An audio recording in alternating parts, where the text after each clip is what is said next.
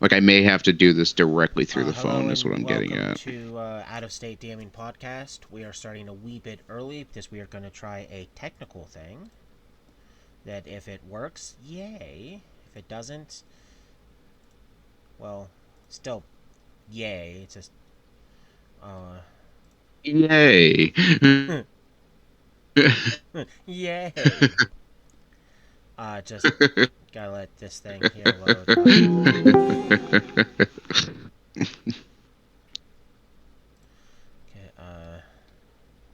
Okay, Gotcha. Alright, so, huh. Okay, I hit the knock thing. This thing's loading up. So hopefully here in a hang on, let me. I moment. gotta open Stream Manager, I think, for this. Okay, so let me join this. Let me see if it's gonna let me do this. If it'll let me do this, this would be great.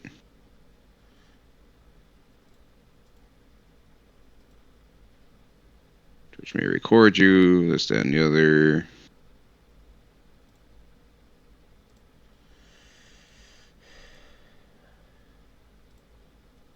Okay. Okay, Yeah, so it has to settings. come through. Do not have shared browser source.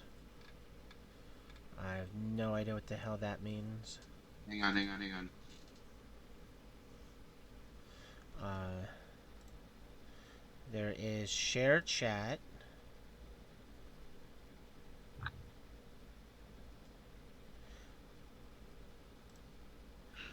Okay. I'm in. Uh, shit. Okay, I'm gonna have to do this through my phone. Let me let me do this through my phone.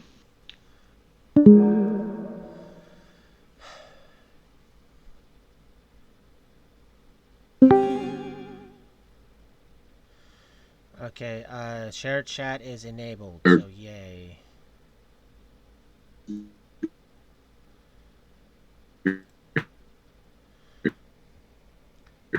Okay, now you're sounding like a robot. Let Can you hear me? me.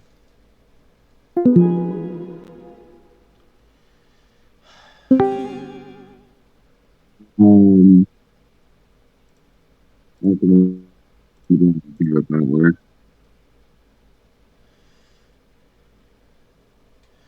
Okay, you sound muffled.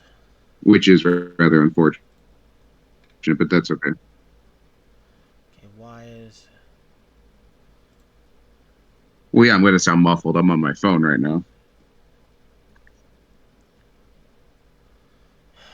I love and hate technical problems. Yeah, we're turning it off. I don't need that on at all. Yeah, I was like I said, I was just trying to make it so that way we can maybe boost viewers a little bit. But I think the only way I'm going to be able to do that is if I stream Twitch from my phone. Let me try this. Join here. Are you still on the shared thing?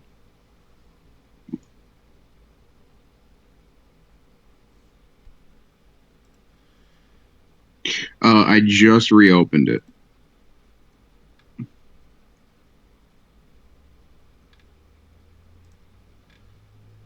Okay.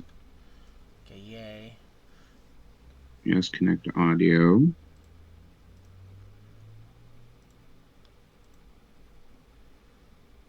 Yes, I see shared chat. What are you doing?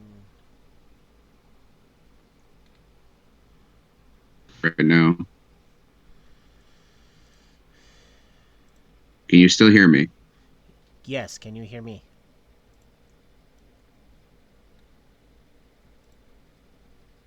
I hear you in duplicate. I do not. I don't like that. I hear you in duplicate. How about now? Okay, let me cancel that there. I think we're good. Okay, so if you can't hear, are you still hearing duplicate? Yeah, because it's pulling you through Twitch.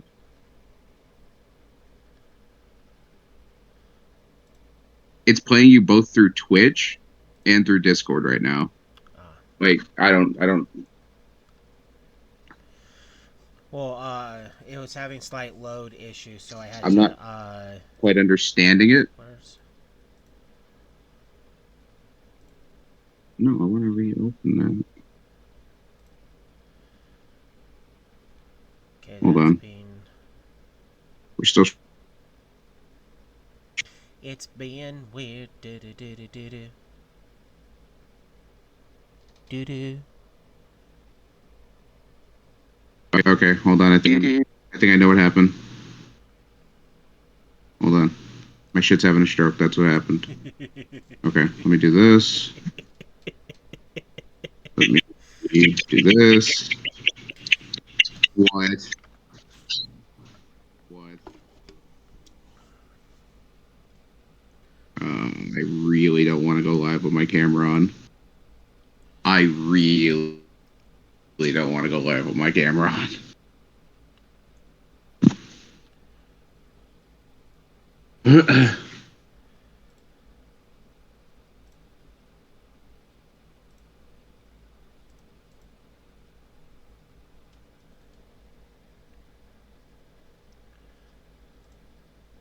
All right, bet. Fuck it. We're not doing it. I can't get it. It ain't happening. Okay, well, I just hit the end the knock thing. Because it was having slight problems on my end, too. I mean, the biggest issue is my end. I mean, I have to. I'm gonna have to switch to a PC in order to actually get it to work correctly. Probably. Excuse me.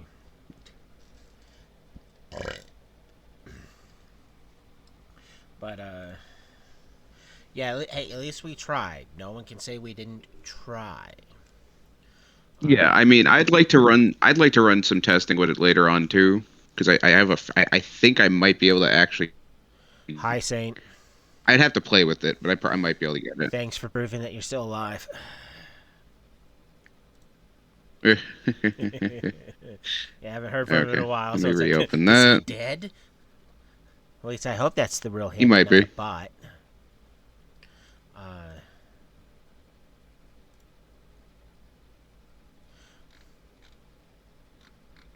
All right, let me put the link up for the missus because she wants to watch this. She wants to listen on this. can you drop the link on the main Discord channel thing? I Does will drop it on like the 8 different. I got it. I'm gonna drop it on a couple of servers. Well, it's good to hear you're still alive, Saint. We'll be officially starting the actual podcast here in a moment. We just wanted to deal with a technical difficulty, so that's why we started a wee bit early. But to somewhat reinitialize, hello and welcome to Out of State DMing. I'm your host, lluksblackheart. Joining McKay. Today is my co-host, Bergen. LadyCelt had a few things come up. I love family-related problems. So she won't be joining us today. And if she does, it will be a surprise.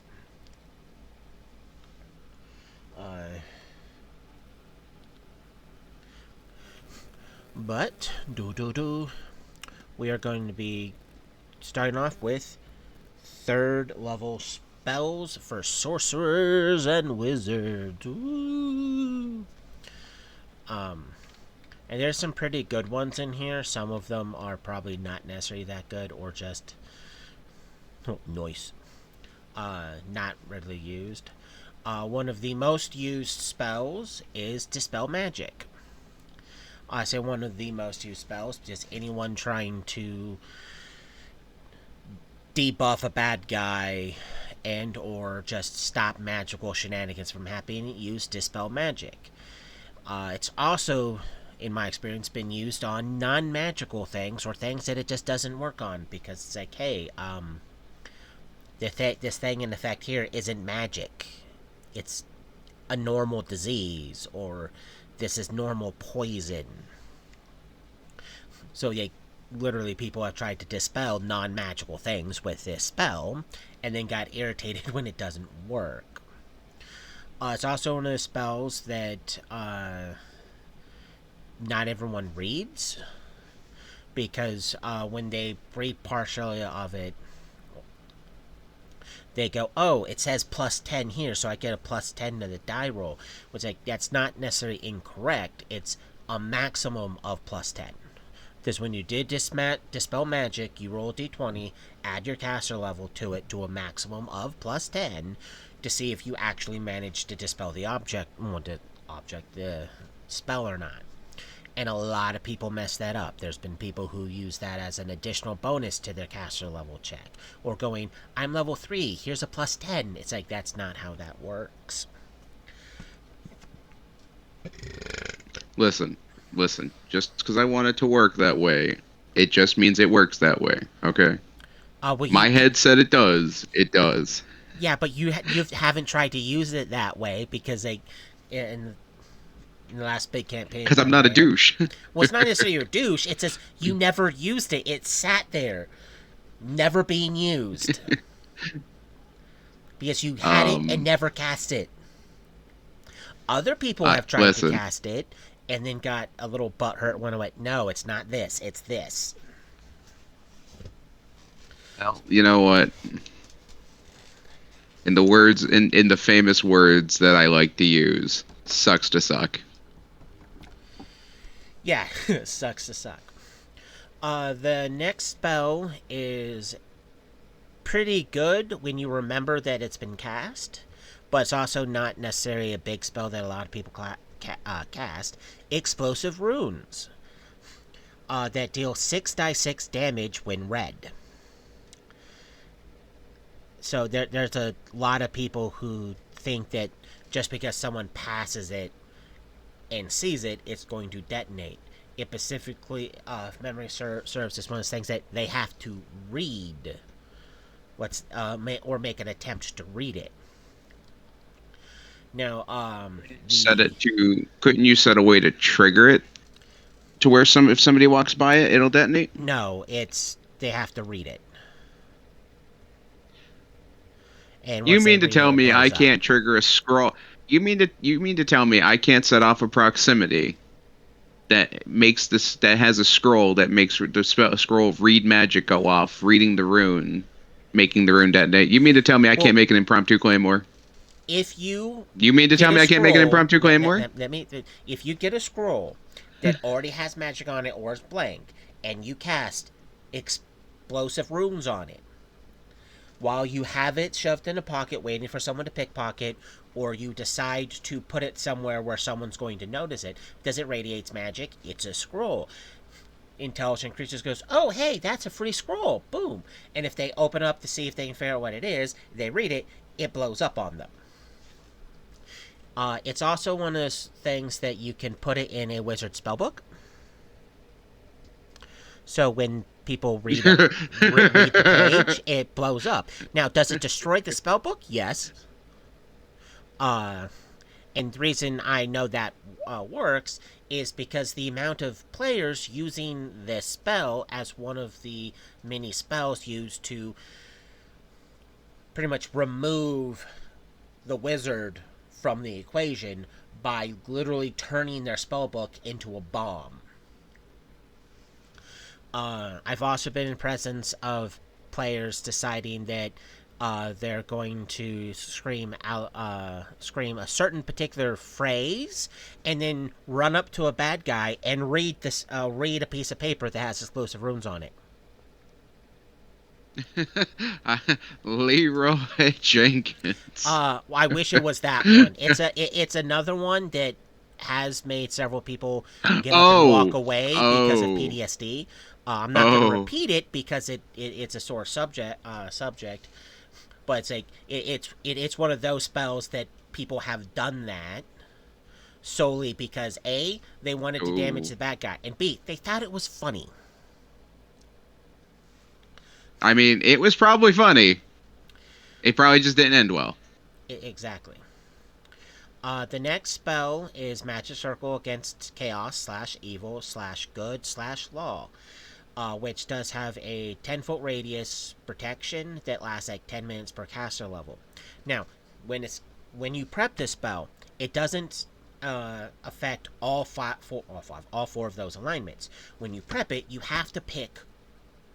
Prep it. Well, when you get it, you have to pick what one. So if you have Magic Circle against Chaos, it's just against Chaos. If you have Magic Circle against Law, it's against Law. You can't switch it up or anything because you just got it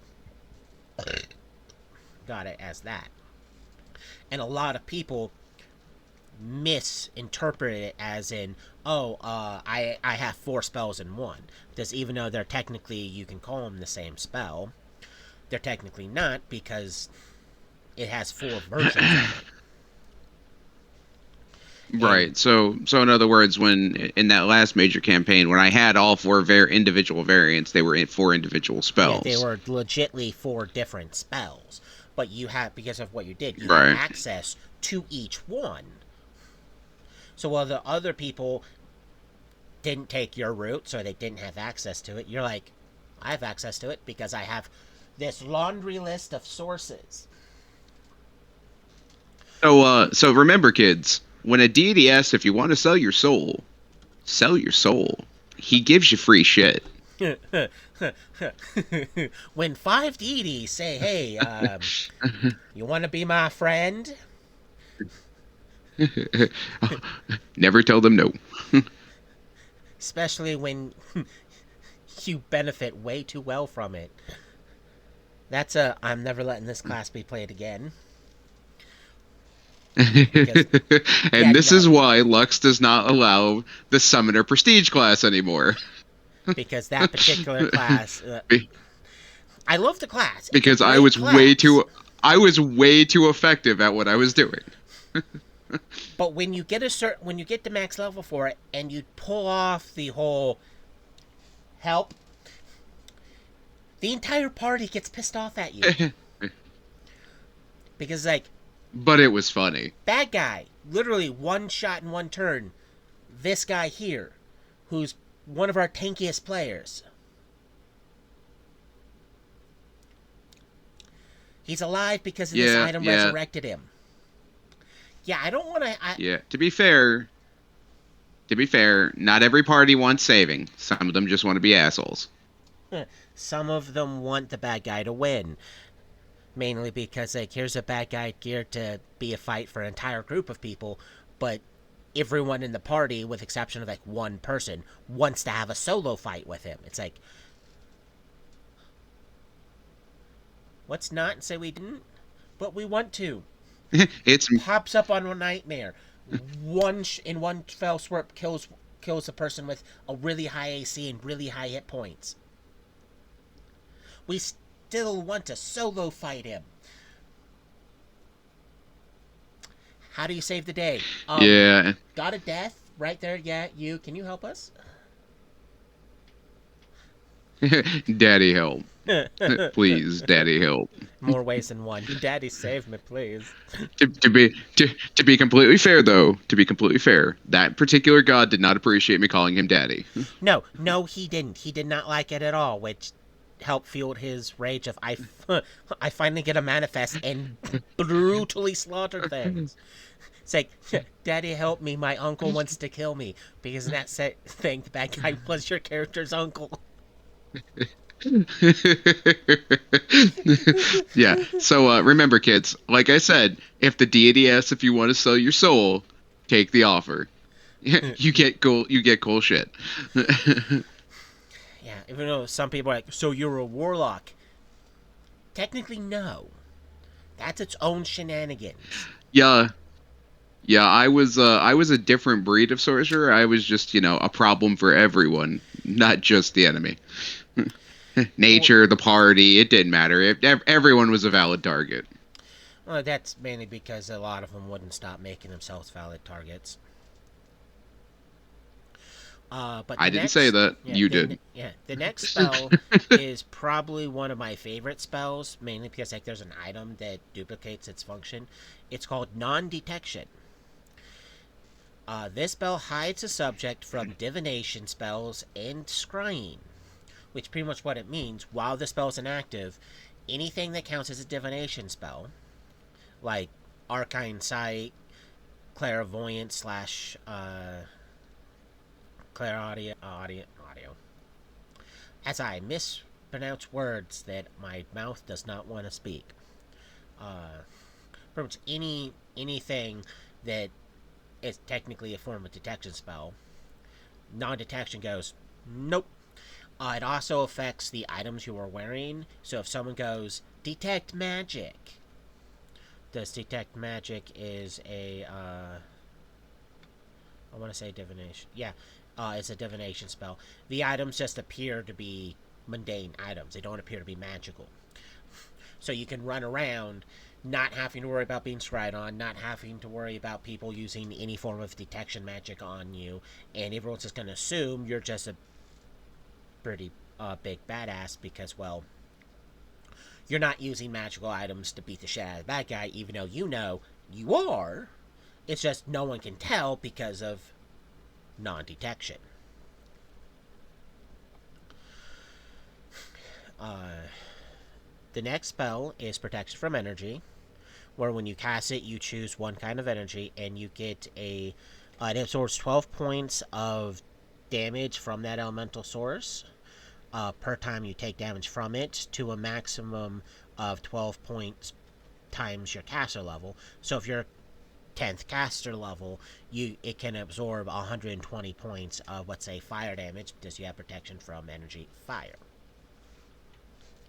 But to make a max of only 12 per time. So it's a pretty decent spell.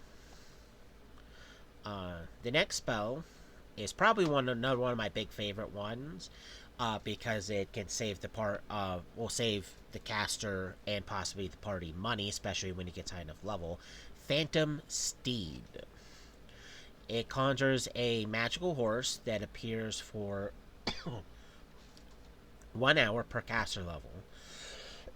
So generally, when you get to like level 8, or you decide to use either the rod or the feat itself, extend at by level 4 with that method, or by at least level 8, you can go, I don't need to worry about any of that stuff. Why?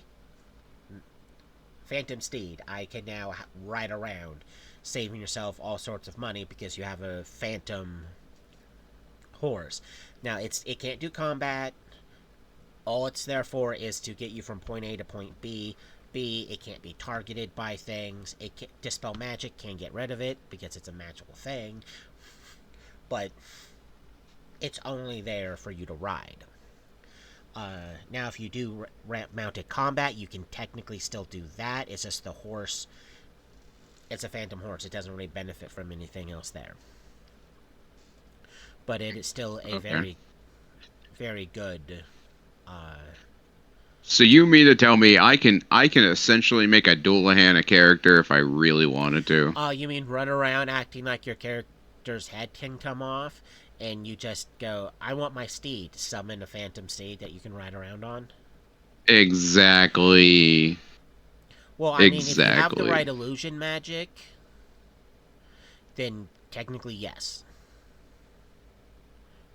Because all you have to do is make it look like That's your it, head's kids. not really I have there. a new character to make. Yeah. Uh, yeah, but that's all fun and games until an actual Dullahan shows up and goes, this is going to hurt you more than it's going to hurt me. Because last I checked, that Dullahans are one of the higher forms of undead. Pretty much they're above vampires in the rating last time I checked. Listen, I didn't stutter. Yeah. It's all fun and games until a Dullahan rolls up and makes you a Dullahan. Right? See? See? Yeah. Listen, I'm all for it. Or it turns you into its horse and yells, "I'm gonna ride Well, you till nay, you nay. die." Oh. Uh, the next spell is Sepai Snake Sigil. This creates a text symbol that immobilizes the reader. So it's pretty much a if you can cast it on a spell book, on a scroll, or just hide it in a book. Put it on part of a door, so if someone walks by, you go, "Hey, what's this?" "Oh, paralyzed," and it can immobilize them. So you can literally get a bad guy you can then imprison, or if you're willing to somewhat be the not moron, but the ass hat. You can go, "Hey, look, they're immobilized, so we're just gonna curb stomp them while they're down." Uh, I have only actually seen this spell used when players want to mess with other players. I've never seen it actually seriously used to like hinder a bad guy or anything like that. I've only seen it be used specifically to mess with other players. Not as a petty payback, but as the "I want to annoy the wizard" puts in his spellbook. I want the cleric to, next time it goes to cast a healing spell, to have a chance of, becoming immobilized because he likes using scrolls. So it's like literally like in the middle of a combat, the cleric pulls out a scroll of healing to heal someone, so that way they still have their spell stuff. They pull it up and, "Hey, look, this goes off." Oh,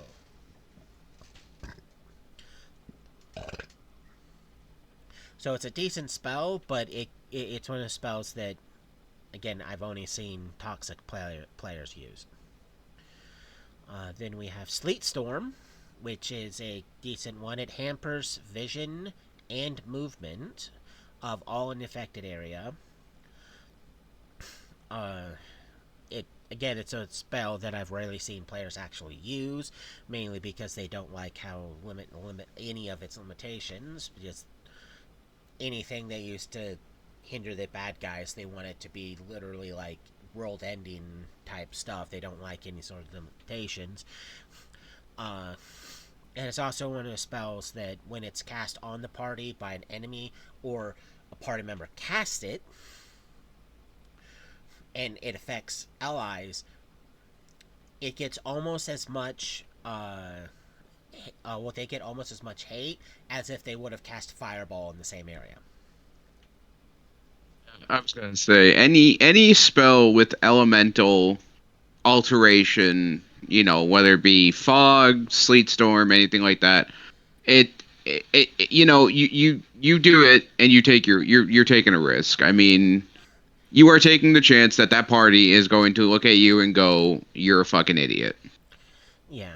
Uh, Only because, again, you are as much as you are hampering the enemy, unless your hand is on their throat to start with, you're hindering the party as well. yeah. Uh, what's also funny is Stinking Cloud. Nauseating vapors for 1 round per level. So it can last a while. It's another one of those you're taking the heat because you're going to cast it to hinder the bad guys, but 9 out of 10 times there's going to be at least one party member in the affected zone that's now cursing your name because you did something to help them, but in the process hindering them. So now you're the bad guy because you're like, "You guys wanted me to cast a debuff. That's literally a debuff." My recommendation for that is, uh, anytime you go to cast that one, just tell your party to make sure they have clothespins. Put it on your nose. If your DM is cool, he'll allow it. Well, it's a little bit more than just that. Breathing it in can trigger it too. It's an inhaling thing, so it's not just up your nose. It's you have to literally have Slap some on a sort. mask. Yeah, have some sort So, of yeah, slow. gas mask type thing on. But It's keep in mind too, if that particular bad guy is wearing a mask, he's gonna give the same ruling to the bad guy. uh, there is some creatures out there that the spell doesn't affect. And when I say the most, Yeah. this is one of the spells that I've seen mainly used in the wrong circumstance because the bad Right. guys don't care.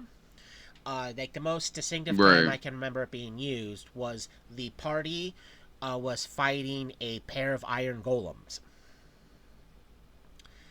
So the sorcerer casts Sinking Cloud. Iron golems aren't affected by this. Yeah, they don't breathe. Yeah, it's like the entire party, however, because it was enclosed space that he did it in, was affected by it, and they got upset that didn't affect the iron golems. So it's like it's a construct. It it doesn't have to worry about such things. Make it make sense. They can't. Uh, so it's more about the right timing and the right opponent because like even undead don't care about this. Right. Yeah. Then we got Summon Monster 3, which is same as every single other class that has any summon monsters. You can conjure forth an exoplanar creature. You mean to tell me I can summon my best friend from the Shadow Realm?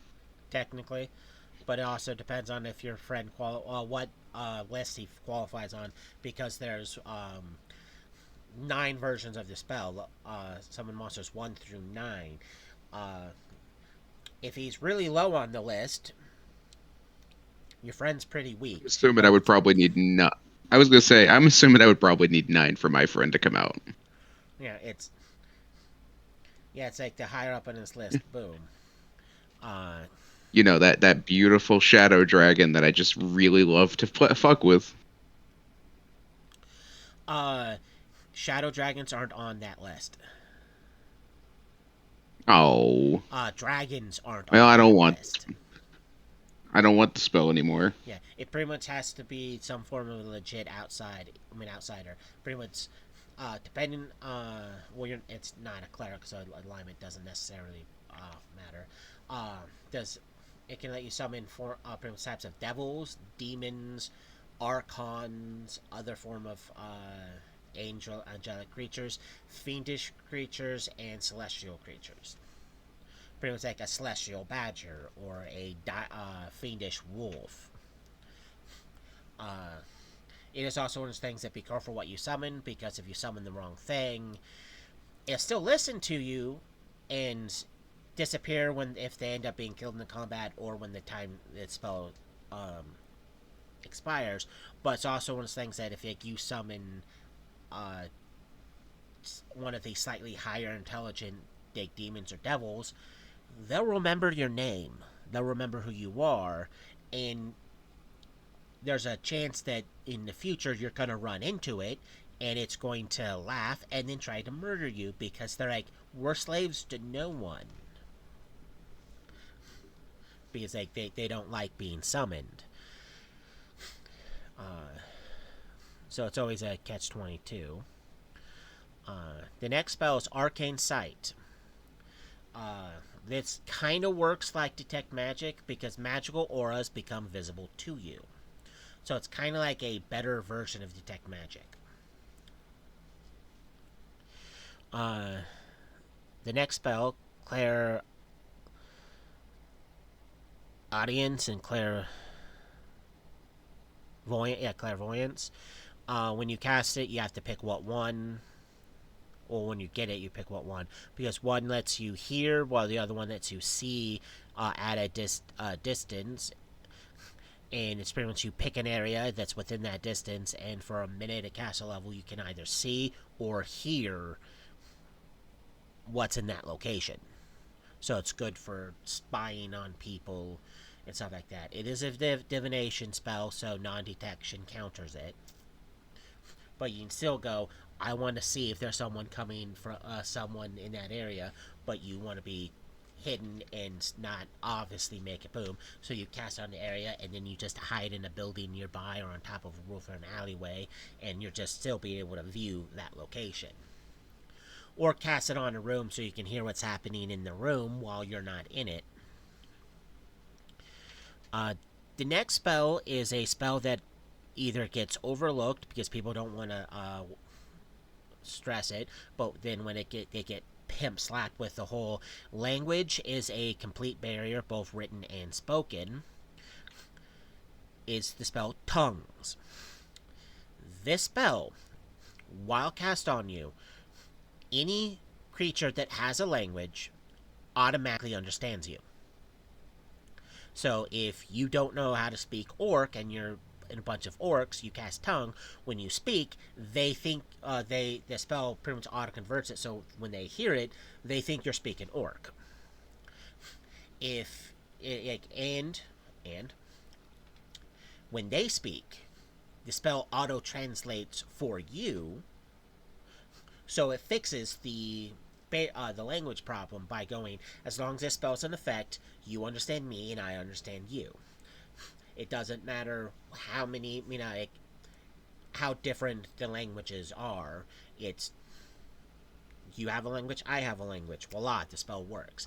If an entity does not have a language or is incapable of actually formicating words, for instance, it doesn't work on animals. You can't cast tongues and suddenly know what the squirrel is yelling at you about, because it doesn't work on squirrels. You don't know what the horse is saying. It has to be an actual language. And I say that because there's been many people who go, I cast tongues. What are the horses and this guy's wolf animal companion saying? It's like, those are animals. And they don't speak an actual legit language, so the spell doesn't work. But, it, no, it doesn't work. You need to speak with animals to speak with animals. That juju. Same thing for plants. The next spell is a pretty decent one, because it works on up to 10 hit die creatures. Deep Slumber. It kind of works like the sleep You spell. mean to tell Go ahead. you mean to tell me I get to make people go nap nap? Yes, you can make people go nap nap. Nap nap nap Yes, nap. nap nap. And it works I on like my nap up to nap done. 10 hit die worth of creatures. So it can be multiple creatures that total 10 or less hit dice, or just one very tough creature. So it can be a get out of jail free card, or we just want this creature to be in a better position for us to actually defeat it. So go to sleep. Quick, everyone surround it. Right. Next, we have a pretty decent buff spell called Heroism. Well, Heroism. You get a +2 on when the subject gets +2 on attack rolls, saves, and skill checks for the duration of the spell. So they can hit a little bit easier, pass saving throws a little bit easier, and do their skills a little bit easier. So it has a in and out of combat benefit, because again, +2 to all of your skills, that can help any one given party member out. But then once you get into combat or you trigger a trap, the +2 on saving throws is great. The +2 on attack rolls is great, because like I said before, and I'll say again, any form of bonus is good.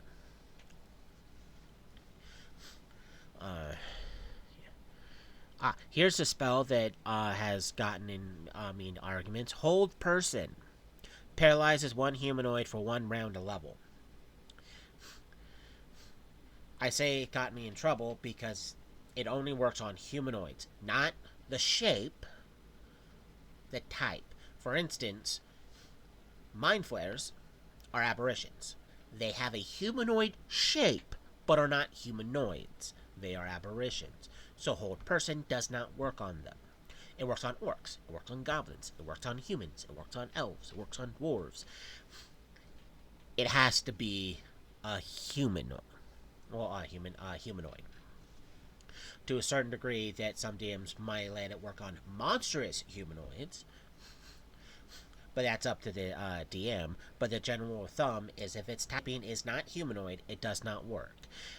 I make that distinction because in the past games, since I've been playing this for over 20 years, people have popped up and go, I cast hold person on that. It's like, it's a dragon.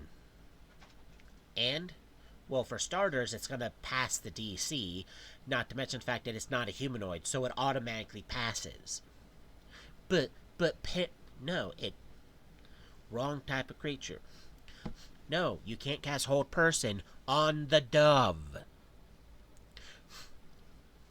No, of course, hold person doesn't work on the zombie.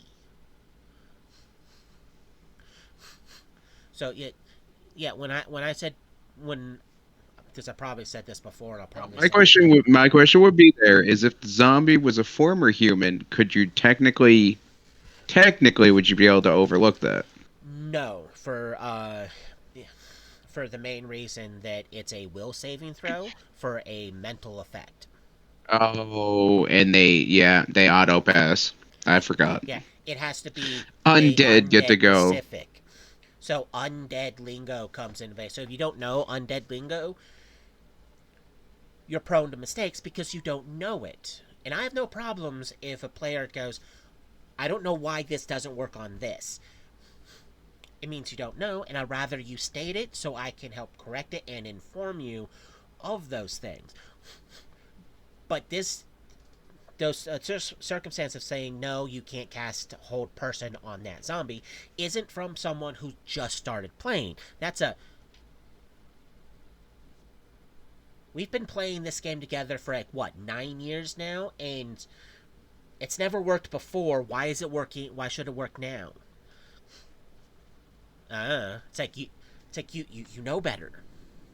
Vampires are one of your favorite creatures. You should know better. Speaking of knowing better, it's the spell Rage. This spell is similar to the barbarian ability of Rage. Similar, not the same. Similar, because it kind of does put the person in a somewhat rage state.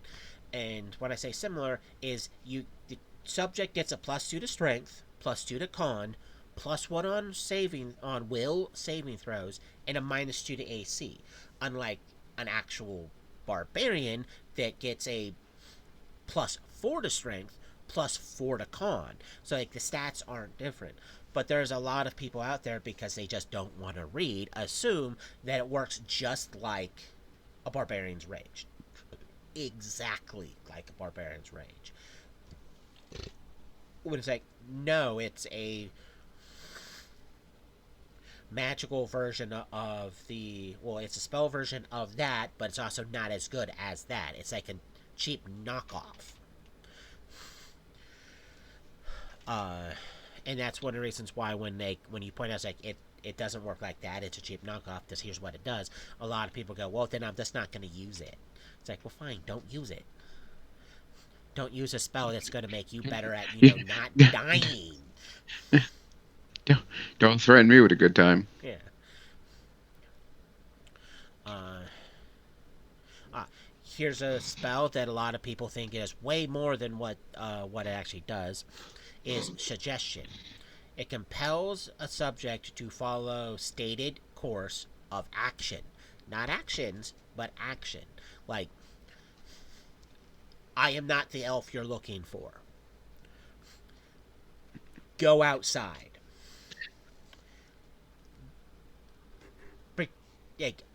I didn't steal this. It says pretty much you give a Basically, stated. you, Go ahead. you can't cast this standing on the bottom floor of a building and be like, go jump off the roof. But if you're standing on the roof of the building, you could point to the ledge and go jump. Uh, Hypothetically, yes, but also no, because any action that obviously results in self harm or direct harm, they won't do. So going jump off Oh, this. you mean telling them to jump into the water is not allowed, It even though. depends on how high you are from the water. So if you're on a bridge and there's like a 50 feet down, they're not gonna jump. That's obviously gonna be harm. But if you're on the bank and they're not gonna get harmed, okay, boom. If they're jumping into rapids, no. If there's obviously a creature right there in the water waiting for them to either get too close to the edge or actually in the water, if they are aware of it, they're like, no, I see that. There's a saltwater crocodile right there waiting for me to be stupid. No. But you could Oh, go, see, hey, so that just ruins my you could idea. Like, you could use suggestions. Go, hey, can you stand on the ledge? They're gonna go stand on the ledge in a way that they're not gonna automatically fall off or anything. But they say, hey, I'm standing on the ledge. What now? Spartan kick them off. right, right. Yeah, So there's workarounds yeah, for that spell. yeah. It's workarounds. But there's a lot of people who go, I cast suggestion on the guards. Like, you cast suggestion on the guard to pretend they didn't see you. Yeah, but the entire party's in trouble now. It's like, it's because there's five of you, And you didn't specify and you, for the party. yeah, you didn't You say you specified for didn't one see person. us. You went, you didn't see me. You were too specific. So you can get by, but the rest of the party, who's wanted for like attempt assassination, they're going to be contained now because the guard's like, ah. So now you have to rejoin the group and defending the group against the guard who's now yelling for more guards. So now the entire party is in trouble because you done goofed. Or they think that Again, it's all about the workarounds. it's all about working. That's the bottom line with this Yeah, spell. yeah. So we're just gonna move on because we be stuck on that one for a while. Uh, Next spell is Daylight. I have a love-hate relationship with this spell. It's a 60-foot radius bright light that you can boom. This spell does not automatically kill vampires because it's not real daylight. It Well, doesn't mimic that. I was It's gonna say it's artificial. yeah, it's artificial and it's not actual sunlight. They call it daylight because it's bright light. It's here's a basketball that's producing enough light to produce light out to 60 feet in all directions. You're having a bit of mic difficulty right now, buddy. Yeah, I just cut off there for a moment. Your mic is yeah. I heard it. There's the Halloween noise trickled several times. But I said it's pretty much a basketball sized light that produces basketball sized light that produces enough light to extend to 60 feet in every direction. So it is really bright. Creatures susceptible to bright lights suffer from it, but vampires aren't automatically lit to flame and die. I say that because it states that. Because vampires aren't harmed by this. They may initially go, dear God, it's bright light, but then they go, oh, I'm not burning it. Wrong spell, doofus. Because there's a lot of people out there that automatically assume that daylight is the ultimate anti-vampire spell because they're like, room full of vampires, daylight, they're all dead. It's like, no, you just hurt their eyes because their eyes. So now you just have a room full of pissed off vampires at you. Now they know who to beat the crap out of. Yeah. The next spell is a spell that constantly gets people in trouble. Because there may not be eye and teamwork, but there's like 7 is, I don't care how big the room is, I cast Fireball. Because it is a 20-foot radius, meaning wherever it detonates, everything within 20 feet subject to taking 1d6 of fire damage per caster level to a max of 10. So it is one of the bigger, better spells that you could get access to, especially when you get high enough level to start applying meta magic feats to it to just make it even better, like maximize and empowered and stuff. but it's a spell that gets a lot of people in trouble because a lot of casters go, I don't care if this is a 15 by 10 room that has me and the entire party in it. I want the bad guy to take 7 die 6 fire damage. It's like everyone's taking that damage, including you. It's like, boom.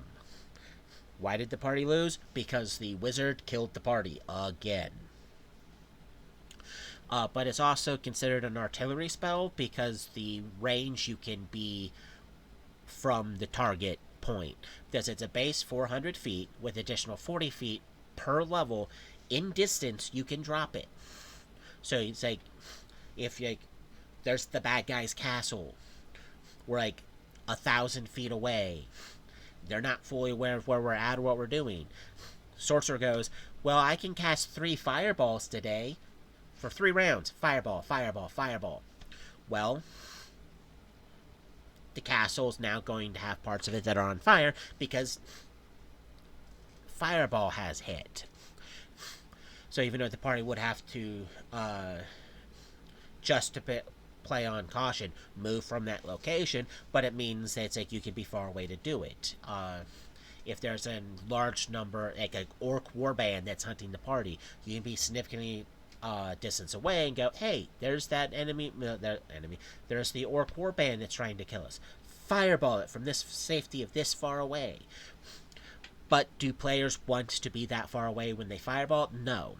They want to be literally close enough for allies to be at risk of being hit by the same fireball. And it's All right, listen. I want to see the whites of their eyes when you burn as them I'm alive. nuking them. If I don't see the whites of their eyes, I'm just not happy.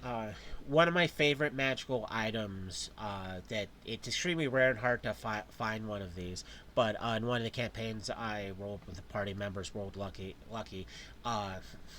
It was it's an Esper lens, which is something that magnifies magic, and it was keyed to fireballs.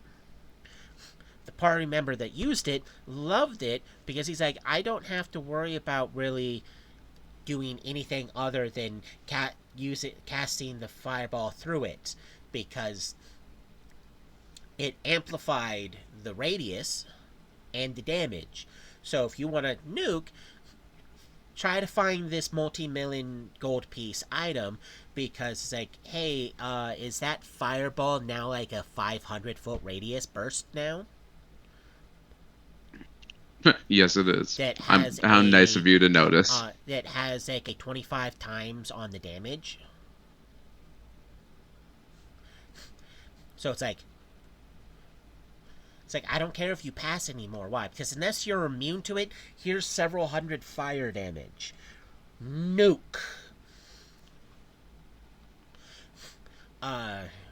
He did get in trouble, not because he used it on party members, because he's like, I don't want to kill you guys aren't immune, and this will kill you. But he wouldn't let several other party members use it, because he went, no, last time you cast Fireball, both the party's cleric and other arcane caster were affected by it, because you didn't care. And all your other AoE spells are constantly hitting at minimum two party members. This is, if you don't place it correctly, everyone dies. And you like casting stuff in enclosed spaces with party members present. No. So they did not like him for that. The next item is I like, because it can help keep the party alive, is Lemon's Tiny Hut. It creates a shelter that can fit up to 10 creatures.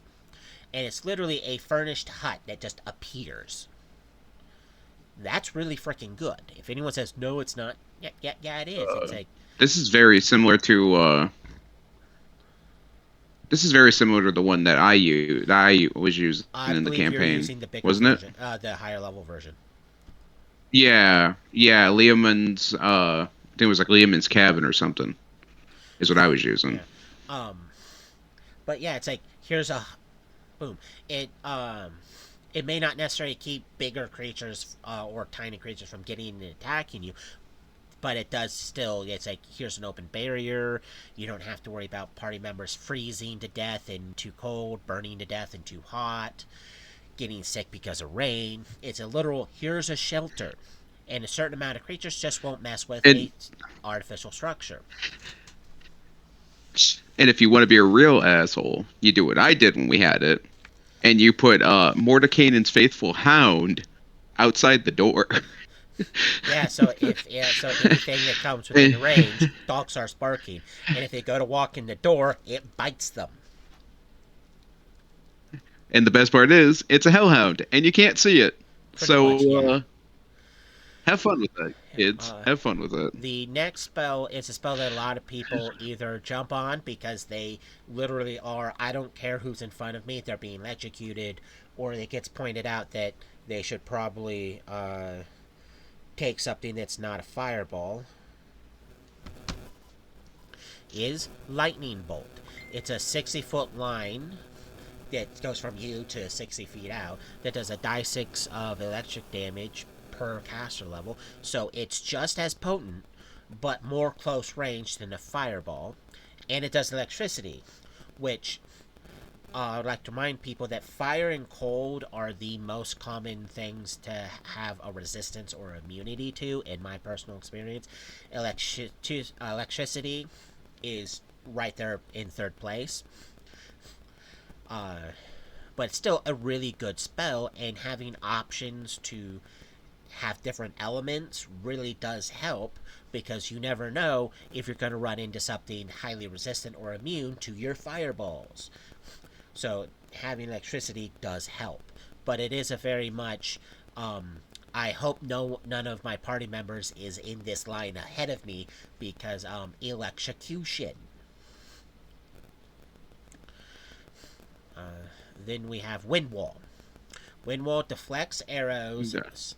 gases, and smaller creatures. So pretty much small-sized creatures have problems trying to move through the wall. Pretty much anything smaller than a halfling isn't getting through that wall. So like a lot of the pixies and fairies are going, well, I have to go around this wall because I hate you. So it's real And good. on a side note, it's deflecting projectiles. If you ever want to get really douchey with the DM, shoot an arrow just before your caster puts up that wind wall. Turn it into a giant pinball machine of damage. Pretty much because if memory serves, wind wall kind of traps all the projectiles in it. It doesn't necessarily like bounces it away. They may You said be somewhat flat out. deflects.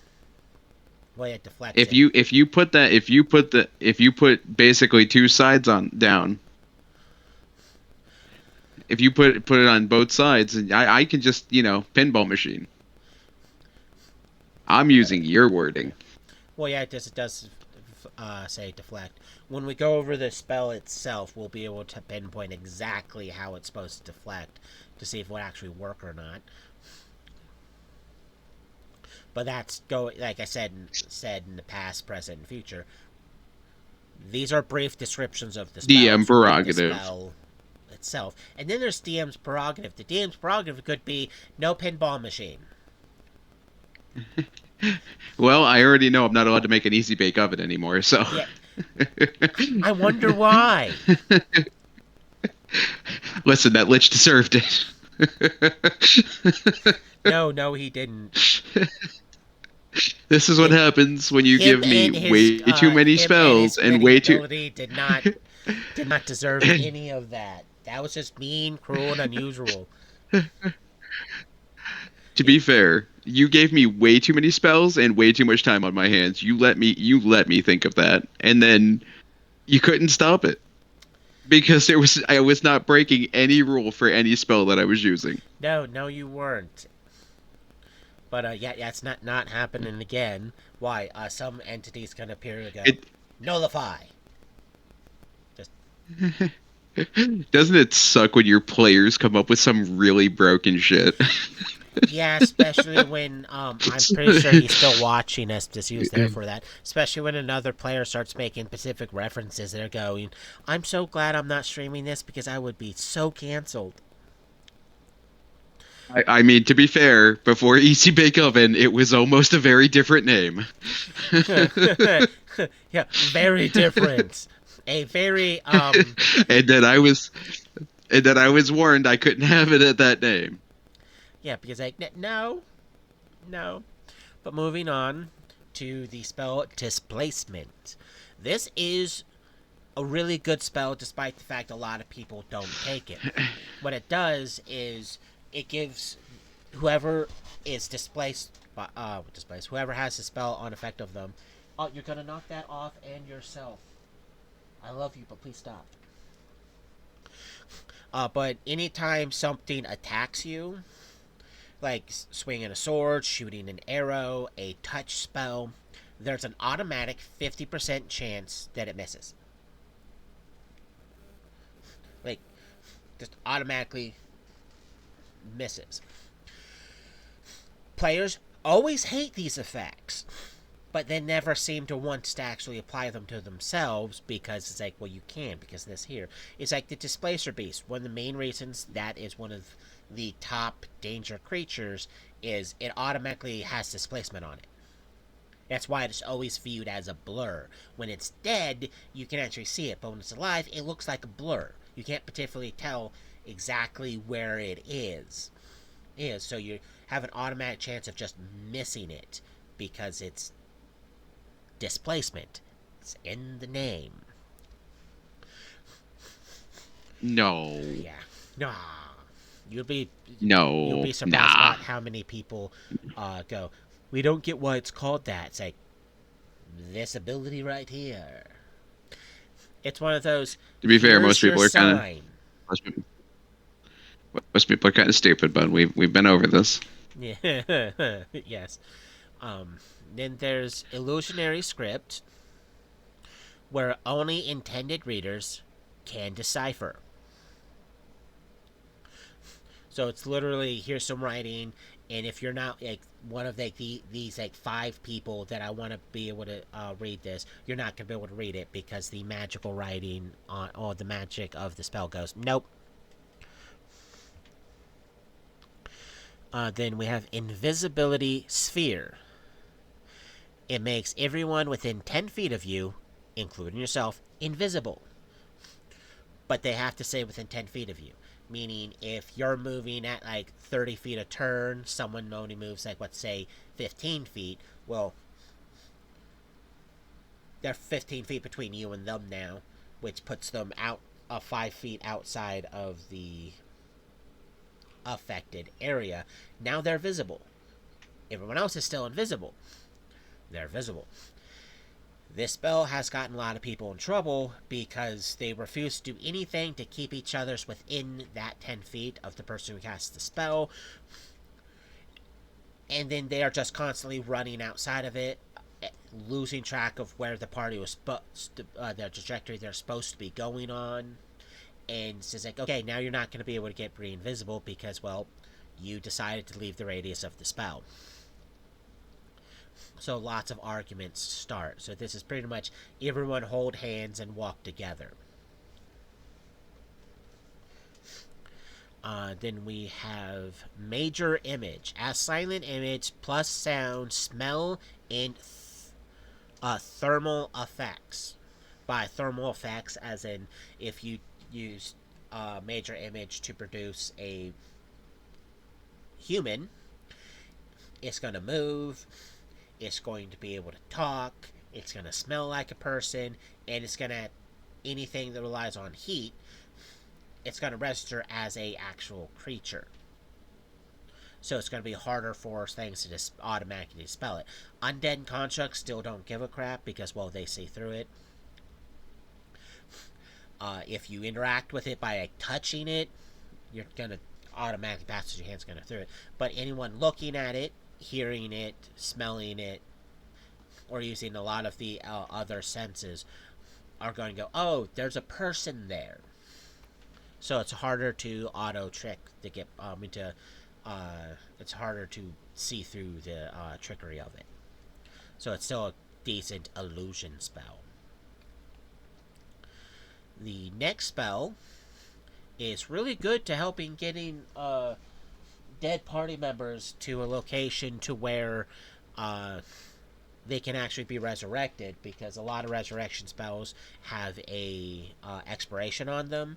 So if the person died too long ago, the spell won't work. You need a higher level version of the spell. This spell helps prevent that because it's gentle repose. It preserves one corpse. This was used at several different points in the last big campaign I ran. Wasn't that right, Bacon?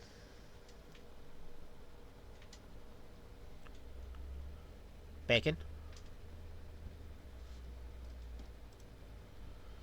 Bacon.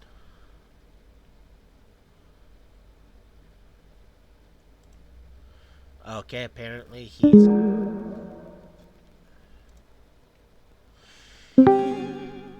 You back? Can you hear me now? I can't hear you now. Since you Yeah. disappeared from. So yeah, no, this I was actually unmuted. I was talking.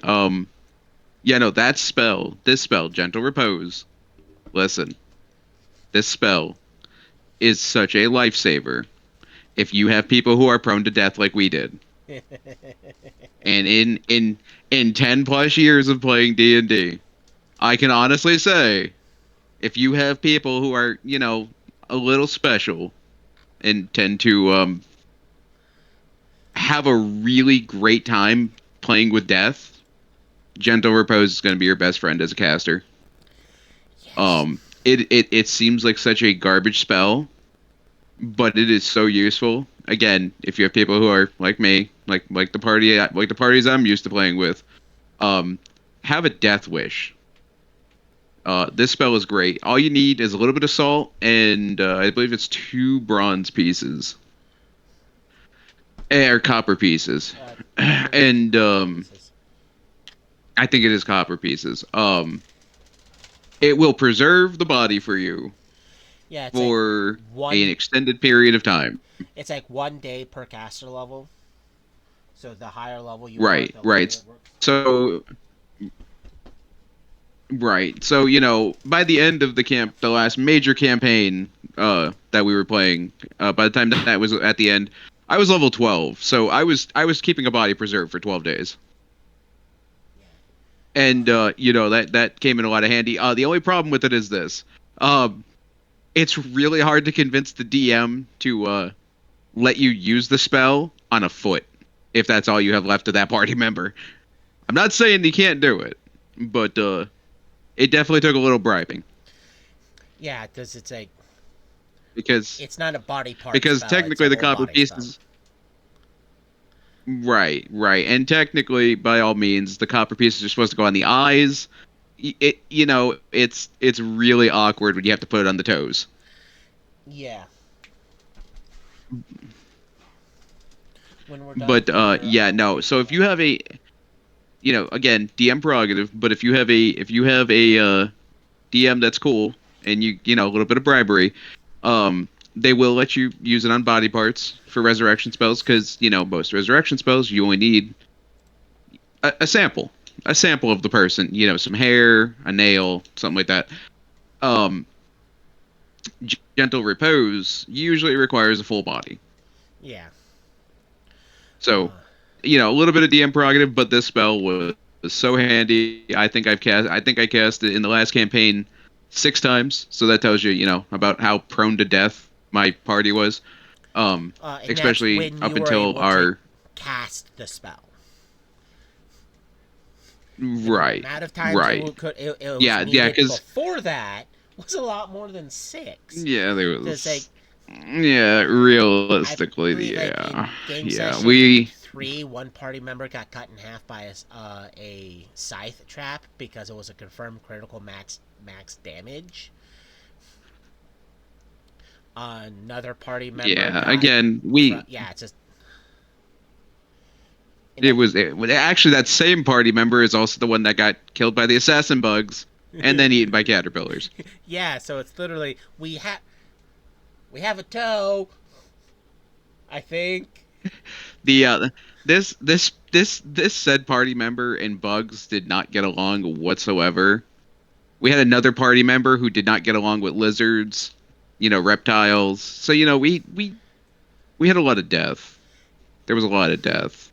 Yeah, There's one party member that I absolutely regretted resurrecting. Should have just left them dead. yeah, yeah. Uh, but But move. all in all, Yeah, Gentle Repose, 10 out of 10 support spell. Absolutely recommend it if you are a caster that can get it. Take it. Um, don't sometimes the cleric needs to be resurrected. You just never know. the last spell we're gonna 100% cover. recommend it. Yeah, recommend it. The last spell we're gonna cover is a spell that only works on undead. It does not work on anything else. Only undead. Halt undead. Oh boy. Here. It Yeah. immobilizes undead for 1 round per level. Um, so if it's an undead creature, you can literally stun lock it for a number of rounds. It is entitled to a saving throw, but it's an actual mental effect because it's a will saving throw that they have to do that works on undead. So it's the hold person, but for undead creatures. So it works on zombies, skeletons, ghouls, wights, vampires, liches. If it's undead, unless there's something specifically in the stat block for the undead that's going to stop Halt Undead. Halt Undead should work on it. But that is the last spell we're going to cover for today. I would like to thank any and everyone who decided to be a silent watcher. I notice you. Oh, you know who it is. Saint, be more saintly. Um, Oh, it wasn't Saint. yeah, I know, but Saint, hopefully, watch more than just the first like 10 minutes. Uh, but Yeah, thank you no, everyone for it watching. was Munchy. Uh, remember to like and uh, yeah, like and subscribe, and we will see you next week to finish the 3rd level spells. Good night.